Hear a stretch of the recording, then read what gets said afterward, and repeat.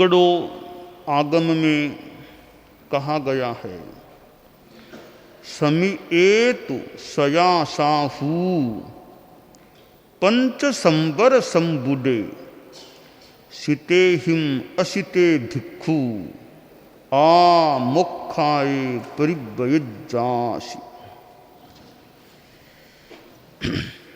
साधु के लिए बताया गया है साधु क्या करे और साधु कैसा होना चाहिए। इन दो बातों की जानकारी प्रस्तुत श्लोक से प्राप्त की जा सकती है। साधु कैसा हो उसके लिए बताया है कि समीए, साधु समित होना चाहिए, 5 समितियों से युक्त होना चाहिए, 5 समितियों की साधना करने वाला होना चाहिए।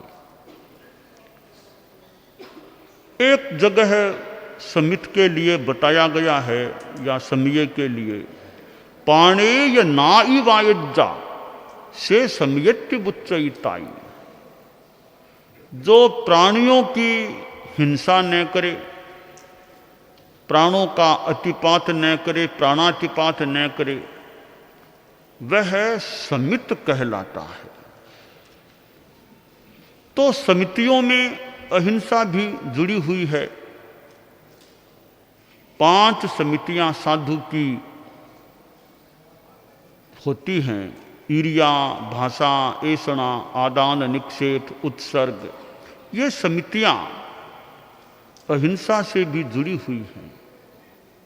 तो इन 5 समितियों से जो समित है, 5 समितियों की आराधना साधना करने वाला है, वह साधु होता है।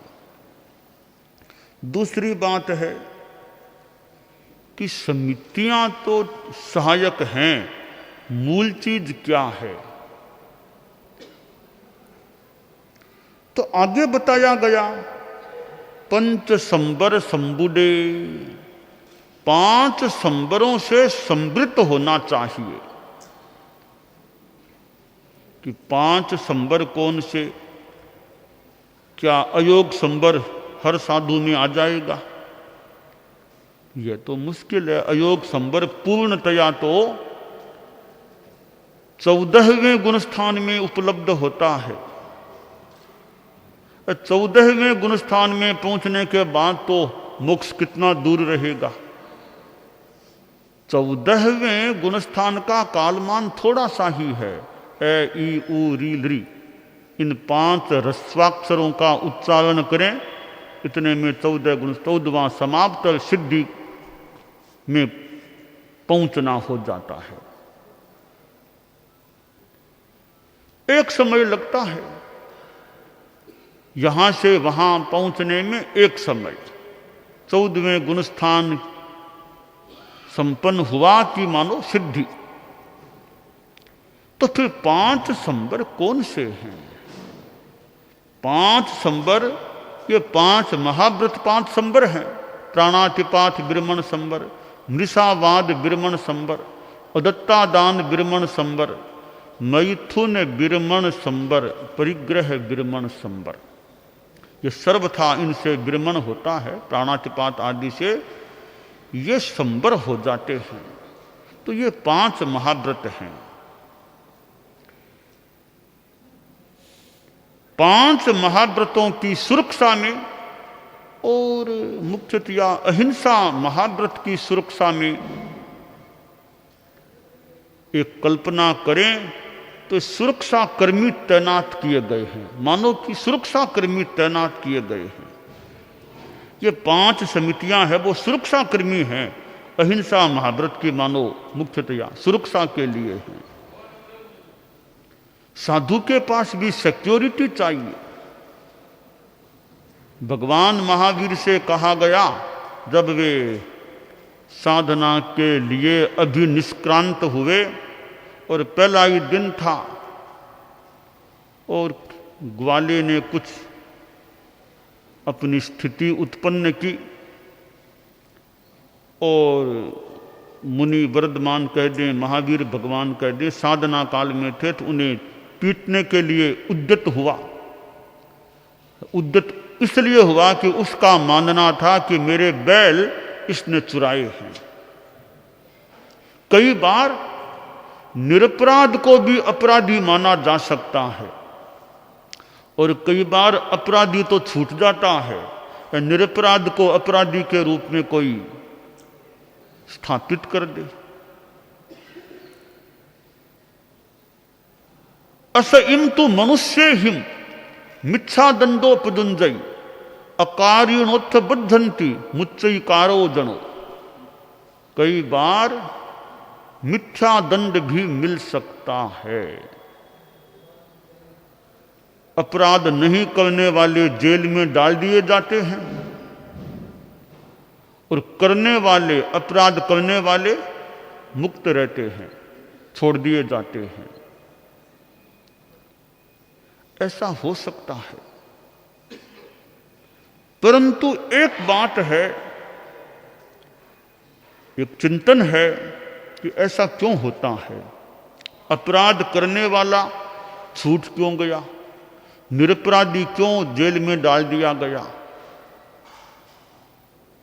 हो सकता है तो न्याय देने वाले व्यक्ति हैं, वे पूरी बात को न पकड़ पाए। आखिर ज्ञान तो उनका भी कोई केवल ज्ञानी तो है नहीं, ज्ञान तो सामान्यतया मतिश्रुत ज्ञान ही उनमें माने। तो वे अपने मतिश्रुत ज्ञान से जितना जहां तक पहुंच पाए वहीं तक पहुंच सकते हैं, तो उनका मतिश्रुत ज्ञान बस इतना इस रूप में निर्णय करता है कि अपराधी छूट जाता है। कोई साक्ष्य नहीं, कोई आधार नहीं, अपराधी छूट जाता है।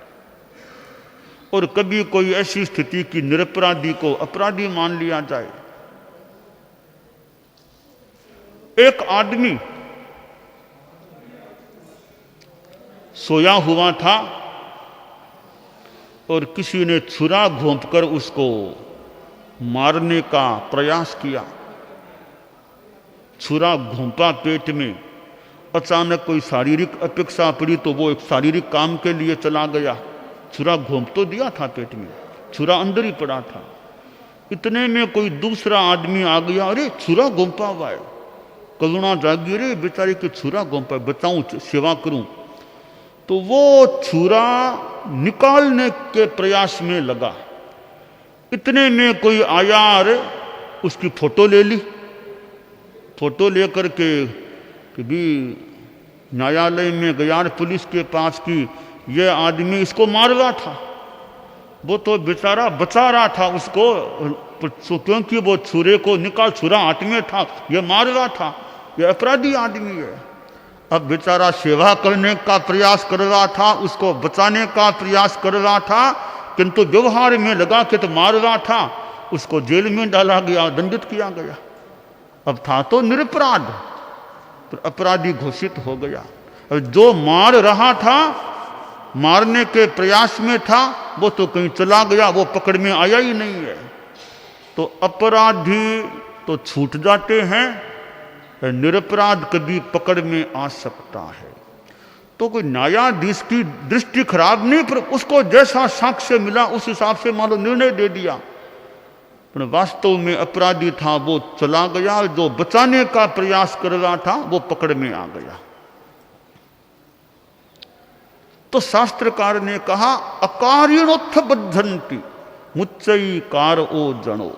अपराध न करने वाले तो पकड़ में आ जाते हैं, बंध जाते हैं, अपराध करने वाले मुक्त हो जाते हैं। तो ये स्थितियां संसार में चलती हैं। तो निरपराध पकड़ में आ गया तो हो सकता है पिछले जन्म में कोई पाप किया हुआ था, उसका फल अब भोगना है।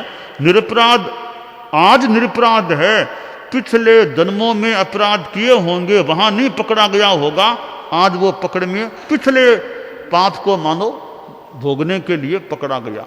अनेक बातें ऐसी चिंतन में हो सकती हैं। तो भगवान महावीर तो महानिरपराध व्यक्ति, उनको उस ग्वाला ने अपराधी मानो मान लिया कि मेरे बैलों को चुराया था, पीटने के लिए उद्यत हो गया। इंद्र ने देखा, रे देखूं तो सही प्रभु का क्या हाल चाल, रे देखा रे ये अज्ञानी आदमी तो पीटने जा रहा है। आया इंद्र, बोला उसको तो दूर कर दिया, हटा दिया। फिर कहा प्रभु ये नादान लोग हैं, कहाँ कहाँ आपको सता सकते हैं, इसलिए मैं सिक्योरिटी की व्यवस्था करूं, मैं सेवा में रह जाऊं। भगवान महावीर ने कहा इंद्र देवराज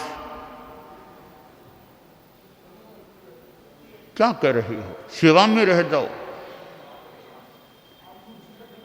अरहत यों किसी की निश्रा में रह करके केवल ज्ञान को प्राप्त नहीं करते हैं, मुझे कोई सिक्योरिटी नहीं चाहिए। तीर्थंकर होने वाले उन्हें क्या सिक्योरिटी चाहिए, परंतु मानो हमारे पुरखों ने, ज्ञानियों ने कि साधु की महाव्रत की सुरक्षा के लिए सिक्योरिटी की व्यवस्था कर दी। 8 सिक्योरिटी पर्सन मानो तैनात किए हैं कि महाव्रतों की सुरक्षा हो। वे 8 हमारी भाषा में मान लो सिक्योरिटी पर्सन हैं, वो 5 समितियां और 3 गुप्तियां, ये 8 हमारे सुरक्षा कर्मचारी हैं। कहीं महाव्रतों को कोई चोट न पहुंचा दे, सुरक्षा रहे। पर सिक्योरिटी पर्सन से हैं, उनको भी तो कुछ खाने को चाहिएगा ना, उनको भी भरण पोषण चाहिएगा। वो भरण पोषण मिलेगा तो वो सिक्योरिटी का दायित्व निभाएंगे, वरना वे भी छोड़ के कहीं चले जाएंगे। तो वे 5 समितियां और 3 गुप्तियां जो सिक्योरिटी पर्सन के रूप में एक प्रकार से मैं देख रहा हूं, वो उनको भी भत्ता चाहिए, वेतन चाहिए, भरण पोषण चाहिए। वो होगा साधु की जागरूकता। साधु जितना समिति गुप्ती में जागरूक रहेगा तो समिति गुप्तियों को वेतन मिल जाएगा, भत्ता मिल जाएगा, भरण पोषण हो जाएगा। फिर ये 8 अपना काम करेंगे, महाव्रतों की सुरक्षा में अपना दायित्व निभाएंगे। तो शास्त्रकार ने कहा 5 समितियों से सदा समित और 5 संबरों से समृद्ध।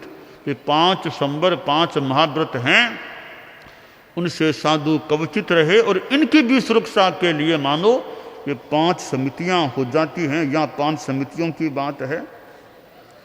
इस प्रकार साधु सुरक्षित रहता हुआ कि भी अब कहाँ रहेगा, जंगल में तो सारे रहें न रहें, समाज के बीच में रहना होता है, क्योंकि समाज तो गृहस्थों का समाज है, उनके बीच में रहकर कैसे सुरक्षित रहें।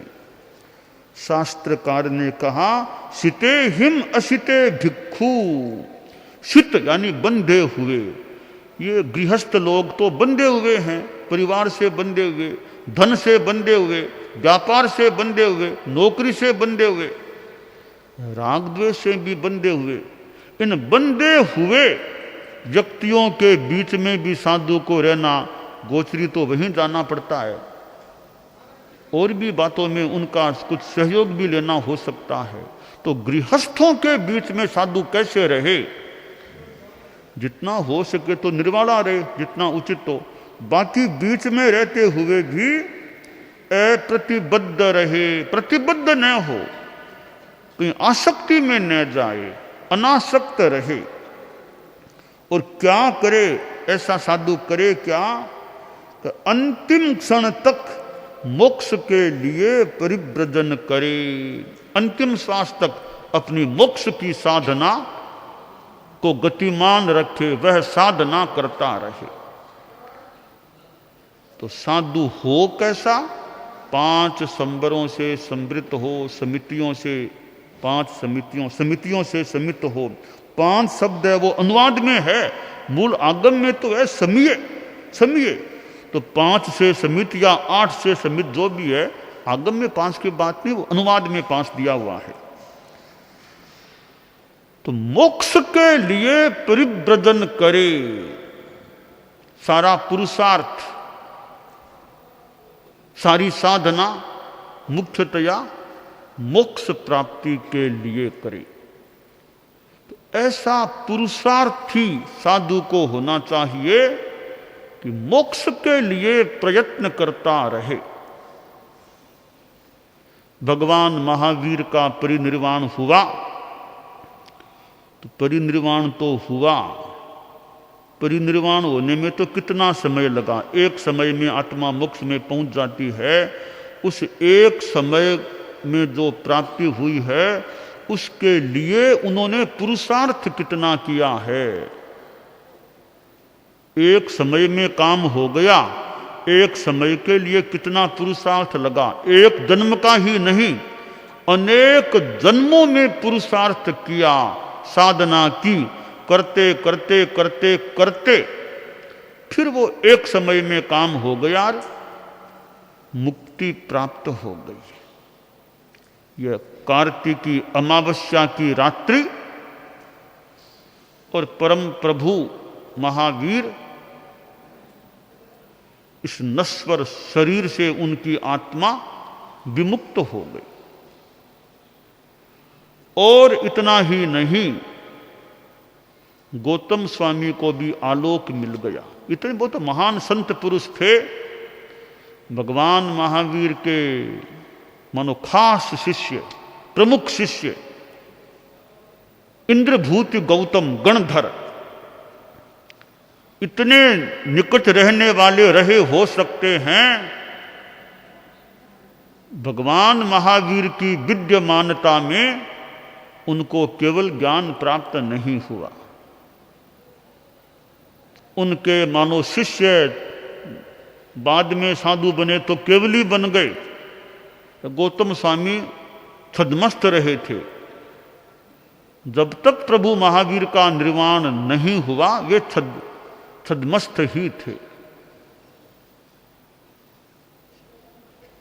परंतु भगवान महावीर का लगता है उनको सान्निध्य अच्छा मिला है। आगम में देखो, गोयमा गोयमा गोयम गोयम गोयमा। प्रभु तो मान ले वीतराग थे, पर एक प्रकार से कितने कृपा पात्र थे कि गोयमा गोयमा और गोयम गोयम कितने शब्द कितनी बार आगमों में आ गया है। भगवान महावीर की वो मुक्ति गौतम स्वामी की भी मानो राग मुक्ति में कारण बन गई। भगवान महावीर के प्रति जो भी राग भाव, प्रशस्त राग, जो भी राग भाव था, एक आलोक मिला और वो राग भी छूटा, वीतराग बने और केवल ज्ञानी बन गए।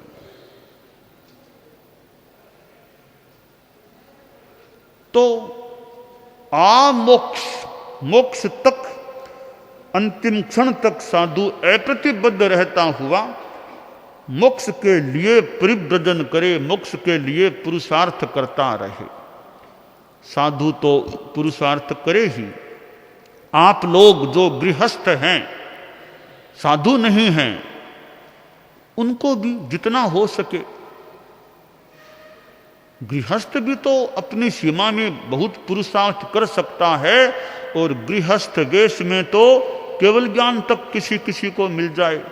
साधु का वेश नहीं लिया पर केवल ज्ञान को प्राप्त। दीक्षा का पाठ भी ऐसे नहीं पुचका, गुरु के पास आकर के गृहस्थ को केवल साधुपना भी भीतर में आ गया और केवल ज्ञान भी मिल गया, ऐसा भी हो सकता है।